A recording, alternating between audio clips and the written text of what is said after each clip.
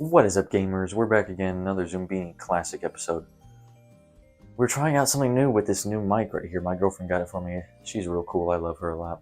Let me know how you guys think about it. In the comment section below it. Let me know if I should use it anymore. I don't know, depending on what you guys think. But anyways, we're gonna talk about today Invincible Season 2. Now, me being a big old freaking nerd, and me literally being invincible, probably heard my tummy rumble. But, with me being literally invincible, you can understand that I was relatively excited, along with a lot of other people, about Invincible Season 2. And rightfully so, because the first season was so freaking awesome. It was like peak television, up there with, Paw Patrol and Avatar The Last Airbender and Breaking Bad, and the Zumbini Show, obviously. Part of what made Season 1 so good was the suspense that Omni-Man delivered, because in the first episode, spoiler warning, people who haven't seen it, it's been out for like 2 years, he kills the strongest people on Earth, his friends, his buddies that he literally fought with earlier that day. And we're like, what in the world? Why did he do that? And for the rest of the season, we're wondering, figuring out why the hell he did that, And that's what's one of my main concerns with Season 2, is that, wasn't going to be that good, because with missing that vital part of the storyline, it was going to kind of meander, and following up against that big revelation, it's just kind of be meh until it leads up until like the next final boss fight into Season 3. But I think after watching the first 4 episodes, I was mistaken. And before we get to the title card, I guess I wanted to let you guys know that only 99% of you are subscribed. Man, that's crazy. I got a job recently. You should really it'd be cool if I had 2 streams of income, Be real nice. Sorry if the mic is picking up me moving around, but yeah, that'd be real nice to have 2 streams of income. But anyways, enough of that. Here is how I learned to stop worrying and love it.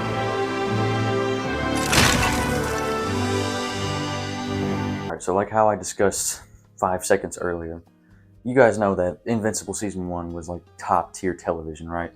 It was like some of the best things that I've ever seen. Amazon was really killing it that year with, introducing The Boys and Invincible. But, like I discussed earlier, Invincible Season 2 was obviously missing a key part of what made Season 1 so good. And and I was worried leading up into it that it was going to kind of just, meander, really just be the weakest part in the chain. Watch me kill this water.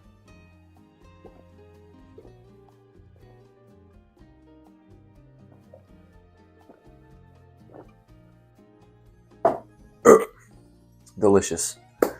Anyways, but I thought that Season 2 was going to be the weakest link between like Season 1 and Season 3, whatever they would have going on in Season 3. But I think I'm sorely mistaken, because I'm a dumbass, and in between 2021 and 2023, 2024, I read up on my Invincible lore, and I read the comic, or didn't read the comic books, I learned what happened from the comic books.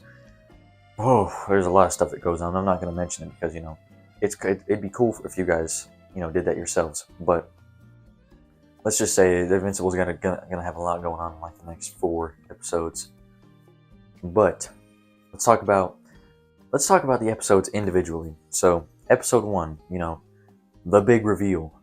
So, the dream come true. So we, basically it opens with like Invincible fighting the Immortal, which is not what happened. A lot of people, were kind of confused with what was happening there. But me being the big old nerd I am, I knew what was happening. But then after a little bit of fighting, Immortal manages to like beat Invincible. And then Omni-Man comes out of nowhere, chops his arm off, and kills him. Oh, Nolan, you're such a silly goose. So why would you do that? But anyways, yeah, and then we're like, that didn't happen in the storyline. What does that have to do with anything?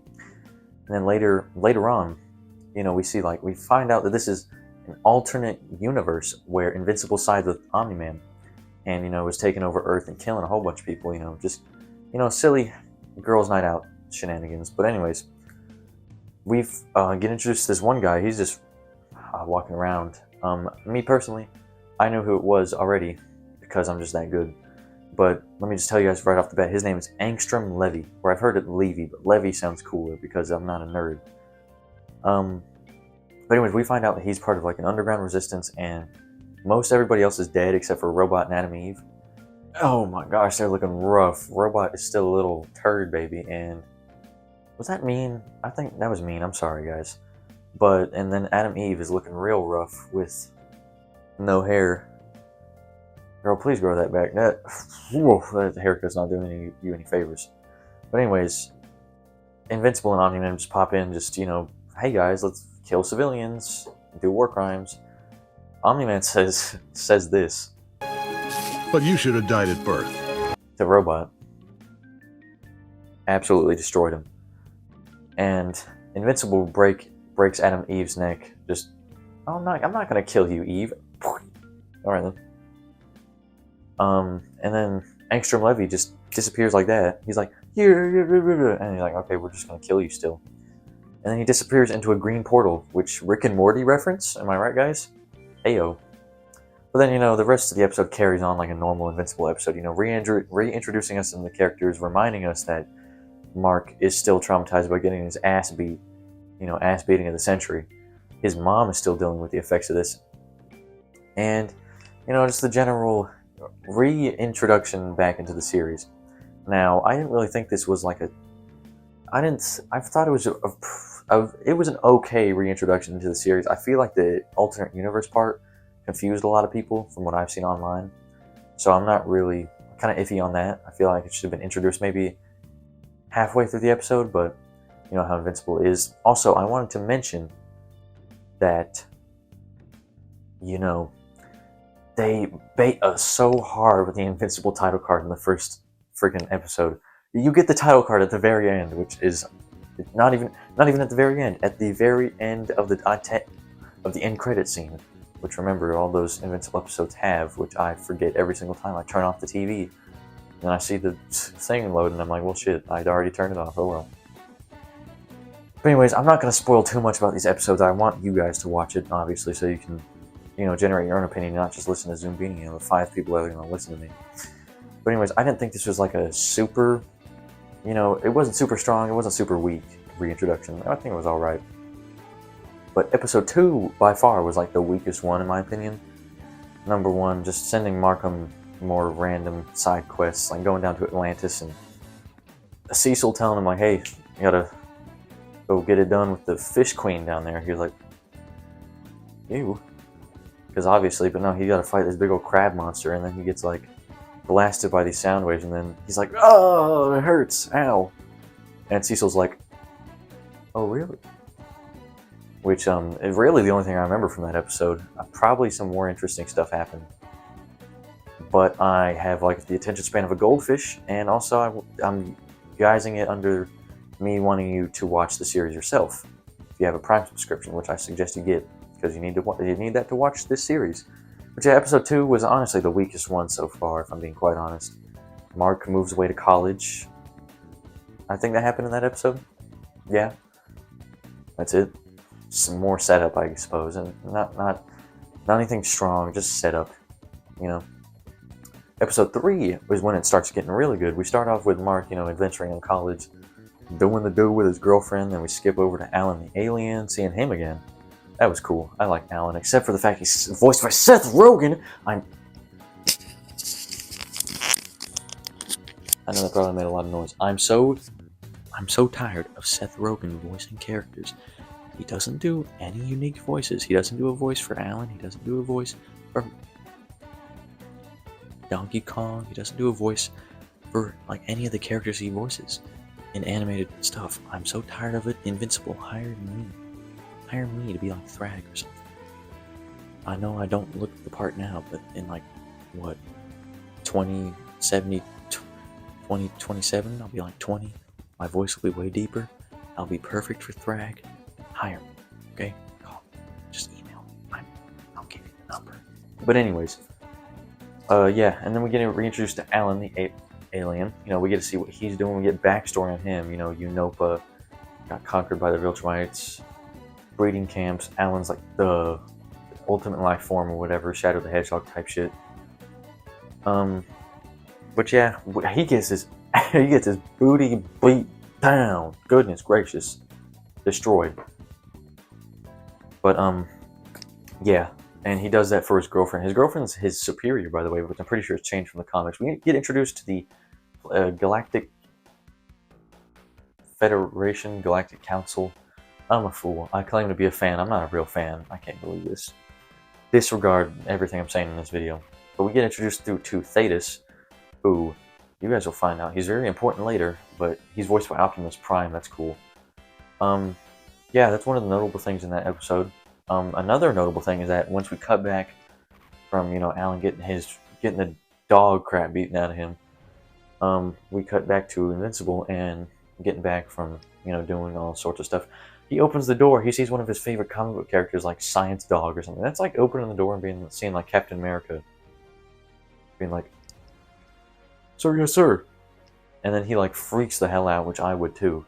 Like tackles Science Dog into the forest, and then he's like, wait, I'm a bug alien, and then he transforms into a bug alien. He's like, my people away in the stars need your help because we're about like 42 billion people are about to die from a meteor shower. Are you in? Yes or no?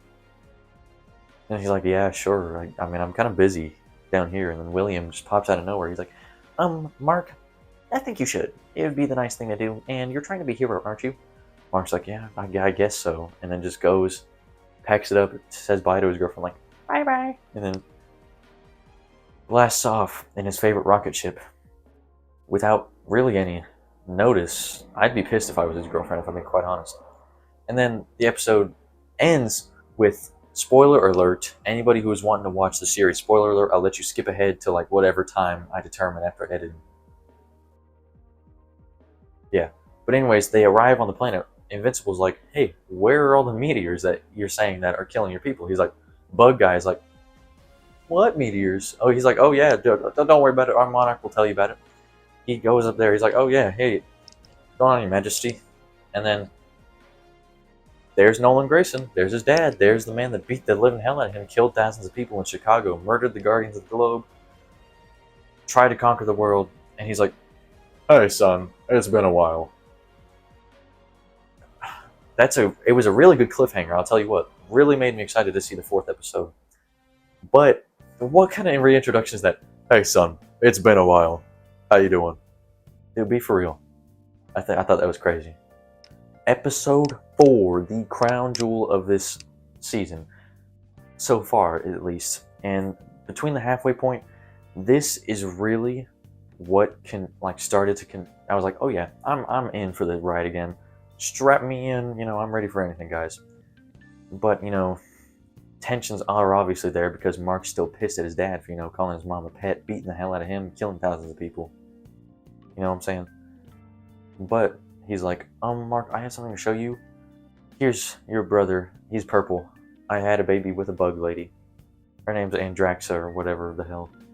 And Mark's like, which is understandable. Why is your baby brother purple, buddy? That's not natural. You have like jaundice, advanced level or something like that. But yeah, obviously he's pissed.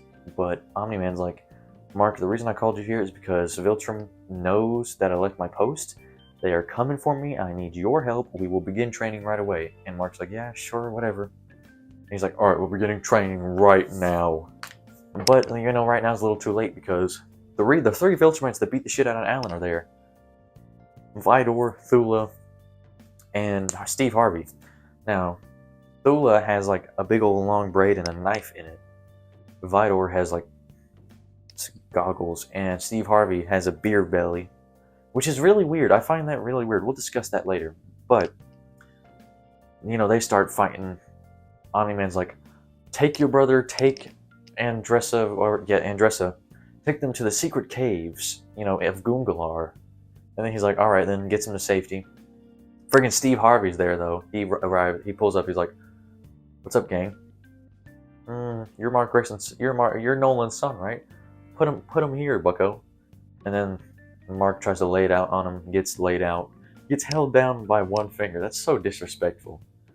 And then stupid baby, I'm sorry if that made noise, but stupid little baby freaking Invincible's brother had to make some noise. And, Steve Harvey's like, that's an inferior baby. I'm gonna kill him right now, starting with the bug lady. And then Invincible tries his hardest, but he gets his ass beat. Then Omni-Man strolls up, beats up Steve Harvey, stabs him in the tummy, cuts his stomach open with his hand. I think that slicing with the hand movement is so cool because, like, how? Or I guess it's when they don't trim their fingernails. But anyways, they supposedly kill Steve Harvey. Invincible and Omni-Man's like, we need to go, son. We need to go right now. And then Omni-Man stands there and looks around at the destruction that has been caused on the planet by just 3 Viltrumites. Just 3 of them. Millions of people are already dead. And he's like, I don't want to specifically tell you what his reaction is to this because it's good. It reminds me of the perfect acting in episodes 7 and 8 of season 1. You're gonna have to watch it for yourself. But after that, Vidor and Thula, the old hag, pull up. They're like, time to get a beat down, bucko. Vidor and Omni-Man start fighting. Thula and Mark start fighting. Mark is getting his butt beat up, bro. We're getting them cheeks clapped. He's not ready for all this. Thula's cutting him up with her hair blade. My question is, what material is that? What material is that hair blade made out of that can cut through Viltrumite flesh? Is what I'm wondering. Because Mark is like a strong on Earth, but like, what metal could cut through that? Maybe we'll get an explanation sometime. But they're fighting, and then they take a break. Man, Mark's getting soloed, and Omni-Man's like, bro, don't think, Mark, don't think. Which is the exact opposite of what he said last time. Mark starts laying out combos, left and right. I don't want to spoil the whole fight because it's one of the more action-packed scenes in season 2. I'll get to that later, but I don't want to spoil the whole thing for you. And then what I'm not going to do is spoil the end for you because, loser, you're gonna have to watch it for yourself. But yeah, one of the cool guys. He's voiced by Clancy Brown, Mr. Krabs. But yeah, that's the recap of all the episodes so far. Now let's get to some more comments and questions and thoughts I have about the show. All right, it's a new day, guys. But anyways, I want to discuss probably the most controversial thing about season 2. My shadow right there is pretty cool, but it's the fact that it's taking a break in the middle of it, which originally I thought was like, that's pretty peculiar, right? But now that I see the reason, because they want to spend the holidays with their families and Christmas time, I totally get that. I mean, seeing recent events, not everybody wants to be overworked like those poor bastards at Marvel. But and then people started freaking out online. They were like, I hate Invincible. Invincible's the worst show ever, making me wait an indefinite amount of time. And then we find out that the show's coming back January 4th. It's not even the end of Christmas break, for me, at least.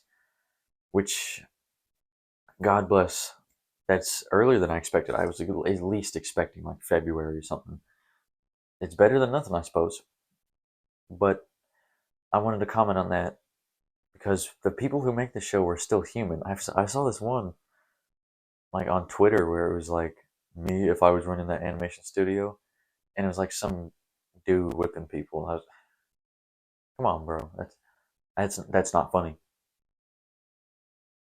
Workers' rights. But anyways, but yeah, I thought it was really kind of, I don't know, it's just a stupid thing to be mad about. Give them some time they're people too. They celebrate Christmas. They believe in our Lord and Savior. Give them some time with their families. I'm not gonna get time with my family. Heyo, working life. Hashtag working life, guys. You know what I'm saying? Boom, hashtag.